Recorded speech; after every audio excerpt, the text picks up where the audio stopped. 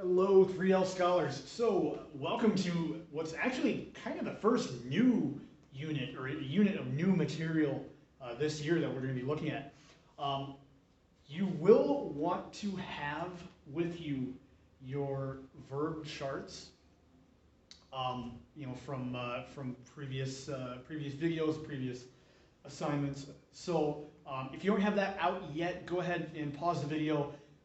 Click through Infinite Campus, open up those documents, just so you can have it out while we're going through this stuff today.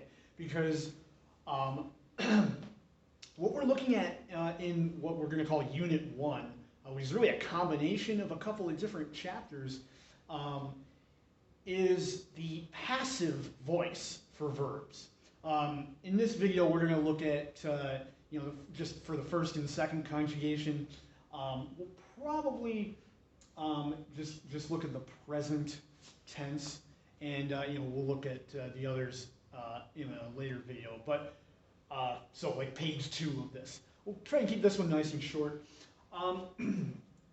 So let's go ahead and get started. So review from the other day, in our verb review stuff. Verbs have 5 characteristics. All verbs, Latin, English, doesn't matter. They have 5 characteristics, which are person, number, tense, mood, and, you guessed it, voice. All right, and just to remind ourselves, person is first, second, and third person. Number just means singular or plural.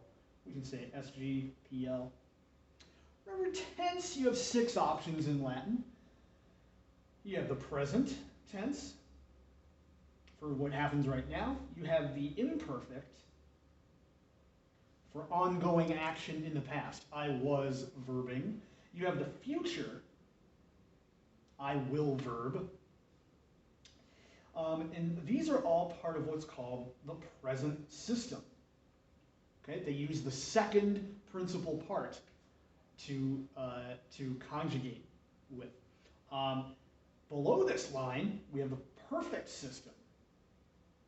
So that includes the perfect tense, simple action in the past, I verbed. Also the pluperfect tense, I had verbed.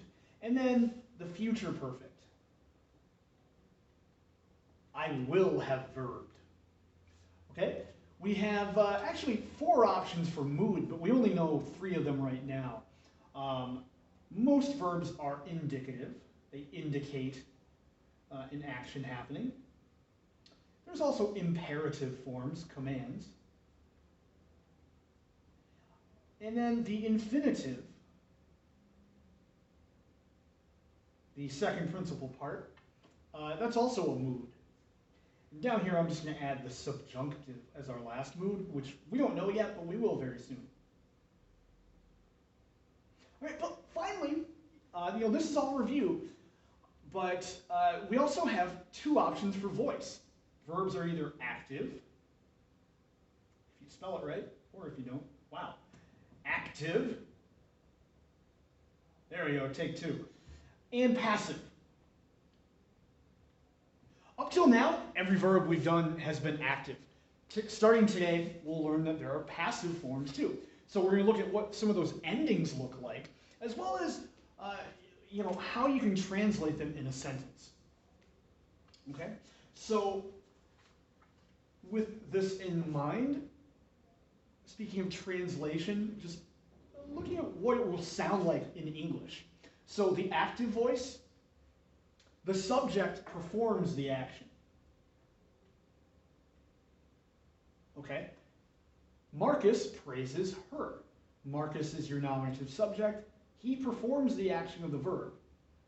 And her, she receives the action. Marcus praises her. But look at how this is different in the passive voice. Because the subject actually receives the action. So Marcus, he's still the subject, but Marcus is praised. You can even say, by her. and we'll learn about how to do that in Latin a little bit later.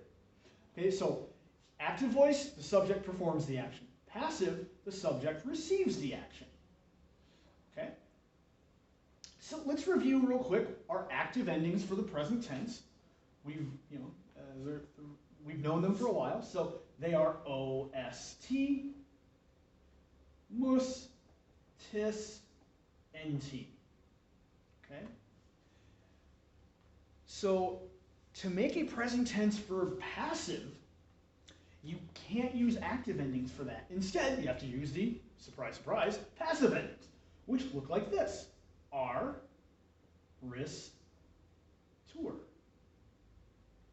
More, mini, tour. Okay? You can even pause the video for a second and kind of look at the similarity between the two, right? What's similar and what's different? Okay, well, the R is pretty different. But, ris is an S. Tour is a T. More, it's almost like mus, just one letter different. Mini is the most different one. I mean, mini doesn't look like tis at all. So that one you really do have to memorize.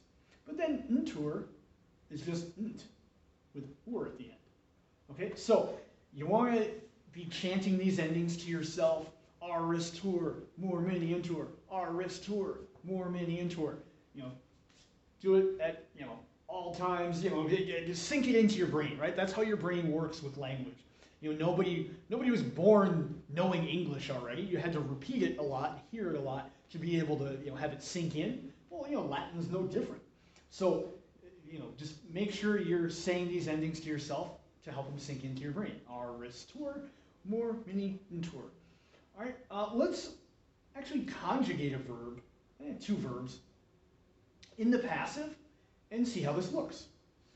Okay, we're going to use our verb laudo, laudare and for the first conjugation, and moneo, monere for the second conjugation. All right, and I want to show you a trick here for a second.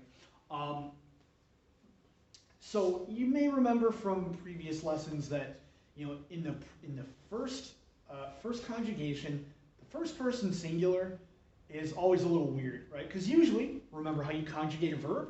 You go to your second principal part, chop off the RE, and then you add your ending to the stem. Well, the passive is no different, except that in the first person singular, you can actually just add the R straight on to the active, and it works. Okay, kind of a little shortcut there. So you might even put a little star there to remind yourself, but all right, so for the R, we just plunk it onto laudo. We have laudor. Okay, but for the others, we can use the stem. Lauda, ris. Lauda, tour. Lauda, more. Lauda, mini. And lauda, tour. Okay, so you see the endings. Ar, ris, tour, more, mini, and tour. We can do the same thing for our second conjugation verb, moneo, monere. Right? For only the first person singular, we can just plunk the R right on to the active. So moneor, but then chop off the RE, mone, ris, mone, tour, mone, more, mone, mini, and then monentur. Okay? So, and just remember for our the way that we would translate these, we're not going to do every single one. We'll just go with first person singular. But the way it will sound, right? If this were active, so laudo, laudas, laudat, laudamus, laudatus, laudant. Laudo means I praise. But in the passive laudor means I am praised. Okay? And for our second conjugation verb here, moneo, active, means I warn, whereas moneor means I am warned.